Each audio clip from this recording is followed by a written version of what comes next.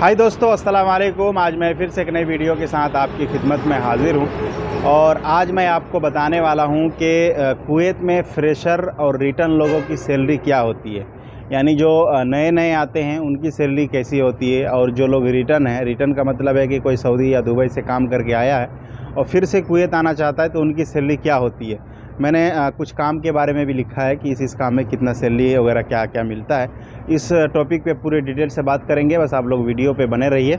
और वीडियो को स्टार्ट करने से पहले आपसे एक छोटी सी रिक्वेस्ट कि अगर आप मेरे चैनल में नए हैं तो प्लीज़ इस चैनल को सब्सक्राइब कर लें, और अगर आप मेरे वीडियो को फेसबुक पेज में देख रहे हैं तो इस पेज को फॉलो करें, लाइक करें और शेयर भी कर दें। क्योंकि बहुत सारे लोग पूछते हैं कि भाई मेरे को कितना सैलरी मिलेगा, मैं जाना चाहता हूँ, है ना, या मेरे लिए कोई काम है। तो ये इस तरीके से नहीं होता है। मैं हर वीडियो में बताता हूँ कि भाई आप लोग जब भी बाहर आओ, चाहे कुवैत ही नहीं, है ना, कोई भी कंट्री जाओ, आप कोई अच्छा काम सीख कर जाओ, तभी आप कमा सकते हो पैसा। नहीं तो आपका आना वेस्ट है, आपका टाइम बर्बाद होगा, पैसा खर्चा होगा और आप अफसोस करेंगे।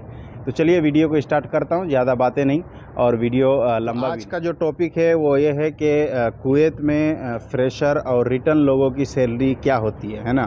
तो इस टॉपिक पे आज बात करेंगे इंशाल्लाह। और देखिए यहाँ पे क्या है ना कि अगर आप प्लम्बर में आते हैं या फिर इलेक्ट्रिशियन में आते हैं या फिर क्या बोलते हैं कि एसी टेक्नीशियन में आते हैं या फिर ड्राइवर वगैरह में आते हैं, है ना, कोई टेक्नीशियन काम में आते हैं, अगर आप फ्रेशर हैं, नए नए आ रहे हैं, है ना, इससे पहले कहीं गए नहीं हैं, पहली बार अगर आप कुवैत आ रहे हैं, तो आपको जो यहाँ की जो करेंसी के हिसाब से आपको जो सैलरी जो मिलेगी वो ज़्यादा से ज़्यादा 170, 160, है ना, 180, है ना, इसी तरीके से आपको सैलरी मिलेगी स्टार्टिंग में, क्योंकि आप फ्रेशर हैं। और जो लोग मतलब काम करके आते हैं कहीं से, मान ली 2 साल 3 साल 4 साल का अगर किसी का एक्सपीरियंस भी है, बाहर का एक्सपीरियंस बहुत ही इम्पोर्टेंट होता है बाहर में और बहुत ही मायने रखता है, तो जिसकी वजह से यहाँ पे थोड़ा ज़्यादा सैलरी मिलता है बाहर वालों को।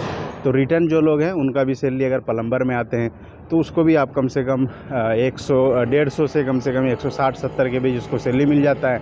उसी तरीके से इलेक्ट्रिशियन को भी 160, 70, 80 तक सैलरी मिल जाता है, और एसी टेक्नीशियन को भी कम से कम 150, 70, 80 केडी तक सैलरी मिल जाता है। और ड्राइवर में अगर आते हैं आप और रिटर्न है ना, फ्रेशर को तो कम से कम वही 120, 130, 140 केडी मिलता है। और जो कंपनी का जो फैसिलिटी है, यानी रहना आना जाना, है ना, और मेडिकल इंश्योरेंस, ये सब मिलता है। बाकी ओवर टाइम आपको मिलेगा अगर कंपनी में अगर आते हैं। और अगर आप हाउस ड्राइवर में आते हैं तो उसमें आपको ओवर टाइम वगैरह नहीं मिलेगा। बाकायदा मैं इसके ऊपर एक वीडियो बनाया हूँ और उसमें पूरी डिटेल्स के साथ आपको समझाया हूँ कि अगर आप कंपनी के ड्राइवर में आते हैं तो आपका क्या क्या बेनिफिट होगा, और अगर आप किसी हाउस ड्राइवर में आते हैं तो आपका क्या क्या नुकसान होगा। उस वीडियो में मैं पूरा डिटेल से समझा दिया हूँ।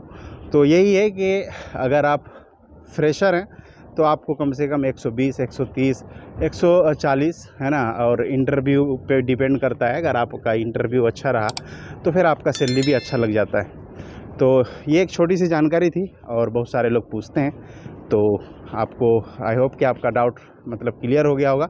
और जो लोग मतलब क्या बोलते हैं कि रिटर्न होते हैं कहीं से, तो उनको ज़्यादा से ज़्यादा 30 केडी, 40 केडी या 20 केडी ज़्यादा मिलता है फ्रेशर से, है ना। तो चलिए वीडियो को यहीं से ख़त्म करते हैं। चलते चलते आपसे एक छोटी सी रिक्वेस्ट कि अगर आप मेरे चैनल में नए हैं तो प्लीज़ इस चैनल को सब्सक्राइब कर लें, और अगर आप मेरे वीडियो को फेसबुक पेज में देख रहे हैं तो इस पेज को फॉलो करें, लाइक करें और शेयर भी कर दें। चलिए, थैंक यू, अस्सलाम वालेकुम।